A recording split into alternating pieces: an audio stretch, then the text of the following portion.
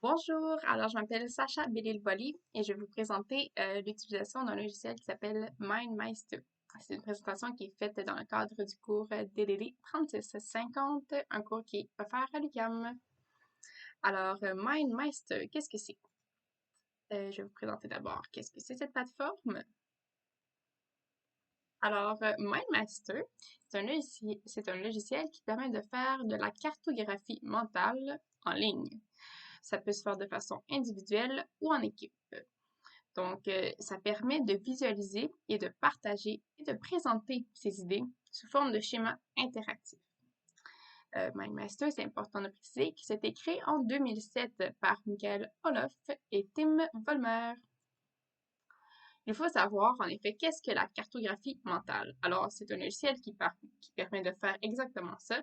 C'est une idée principale que l'on va diviser en sous-thèmes pour mieux la décrire selon ses caractéristiques. Donc, nous avons une idée de base que nous allons diviser selon des catégories que l'on va là sélectionner. Donc, ça va nous permettre de représenter de façon schématique une idée de base selon des caractéristiques spécifiques.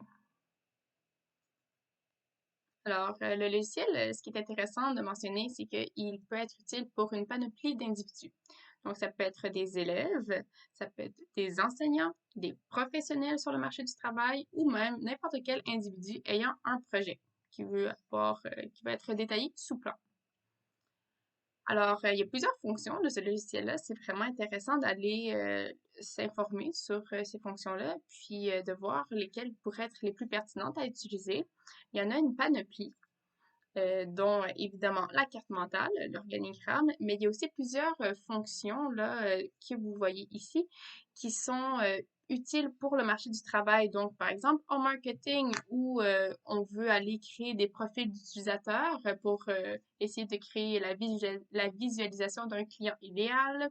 Si on veut avoir l'organisation d'un planning mensuel pour un blog, si on veut avoir un business plan pour créer des stratégies efficaces, ça peut être aussi bien évidemment utile pour des étudiants qui veulent se préparer aussi peut-être pour un examen, donc de répertorier toute la matière qui va avoir été vue, d'y insérer des notes de cours, de repérer toutes les notions qui sont les plus importantes à repérer. Donc, ça peut être utile aussi pour des enseignants qui veulent créer des plans de cours. Donc, il y a vraiment plusieurs panoplies de cartes qui peuvent être utiles pour toutes ces fonctions-là.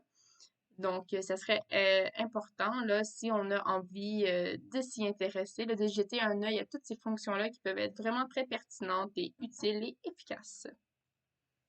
Donc, à l'intérieur même de toutes ces cartes, il y a plusieurs fonctions d'utilisation qui peuvent être intéressantes, dont la fonction ajouter, où donc on peut insérer des commentaires, des notes, des fichiers médias, dont des vidéos, des pièces jointes, donc des fichiers PDF, des tâches, donc de façon collaborative. Hein, c'est un système de cartographie qui peut être utilisé en équipe. Donc, on peut faire créer un système de gestion de tâches où on va indiquer à nos coéquipiers ce qui reste à faire pour le projet, ce qui a été fait aussi. On peut le repérer facilement à l'aide d'un crochet. Donc, ça peut être quelque chose qui est intéressant à utiliser. De plus, il y a plusieurs fonctions de façon, dirais-je, plus esthétique, dont le style, les mises en page, les thèmes et même quelques icônes. Donc, on peut insérer des emojis, des couleurs, certaines formes.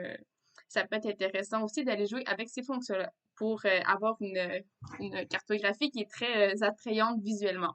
On veut vraiment essayer de créer là, une carte où on va repérer facilement les informations, puis qui soit évidemment un petit peu jolie à regarder, bien entendu. Donc, en effet, une démonstration serait de mise. Donc, je vais vous montrer une façon d'utiliser le logiciel. Nous allons, bien entendu, de prime abord, se créer un compte et nous allons arriver sur cette page. En effet, ici, vous voyez en haut des cartes mentales, des organigrammes et toutes sortes de projets qu'on peut utiliser à l'intérieur du logiciel. Alors, je vais vous donner euh, un petit guide de comment l'utiliser facilement. Alors, vous voyez ici, on a le gros plus bleu. C'est un petit indice pour vous dire c'est ici qu'on clique pour créer une nouvelle carte. Alors, c'est très simple. Nous écrivons notre idée principale parce que c'est en effet ça, la cartographie mentale. Alors, on y va avec l'enseignement, par exemple. Ça peut être aussi simple que ça. On y ajoute avec le petit plus jaune notre sous-catégorie. Donc, ça peut être enseignement au primaire. On retourne à notre idée de base. On peut ajouter toujours une autre sous-section. Ça peut être l'enseignement au secondaire. On retourne à notre idée de base. On rajoute une autre section, ça peut être au cégep. Ensuite, ça peut être à l'université. Puis, vous pouvez facilement, là, une fois qu'on a nos sous-catégories, les déplacer comme on le souhaite. Si on veut les mettre plus à gauche, un peu plus à droite, c'est ce qui est pratique de ce logiciel-là, c'est de pouvoir déplacer nos sections pour les mettre à notre guise, là où on les semble les plus pertinentes. Puis, c'est un logiciel qui est vraiment, qui a une capacité vraiment infinie, très, très grande de stockage. Donc, pour chacune de nos catégories, on peut aller rajouter des sous-catégories. Alors, il y a toujours des petits plus comme ça ici pour dire, moi, au secondaire, je considère que il y a aussi, il y a des mathématiques, il y a, euh, dans les mathématiques, il y a aussi, dans les mathématiques, on apprend de l'algèbre. Dans les mathématiques, on apprend, au secondaire, on apprend pas juste des mathématiques, on apprend aussi du français et ainsi de suite. On peut rajouter toutes sortes de sections, mais ce qui est intéressant là, par contre, c'est de pouvoir ici du côté droit jouer avec les petites fonctions qu'on a ici. Donc, on a des actions. Ici, c'est intéressant d'aller regarder les commentaires qu'on peut aller ajouter, les médias qu'on veut insérer, des pièces jointes.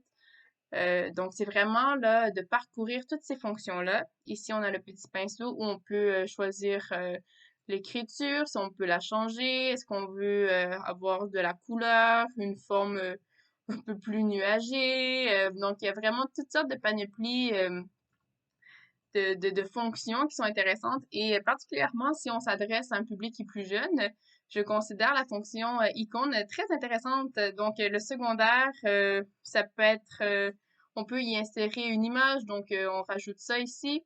Et voilà, on représente facilement notre image avec un petit symbole. On peut rajouter un emoji. Moi, j'aime le secondaire. Je mets un pouce en l'air. Je mets un petit bonhomme qui a peur. Donc, c'est une façon là vraiment plus attractive pour les jeunes d'aller représenter. Donc, ça, c'était un petit guide d'utilisation rapido presto.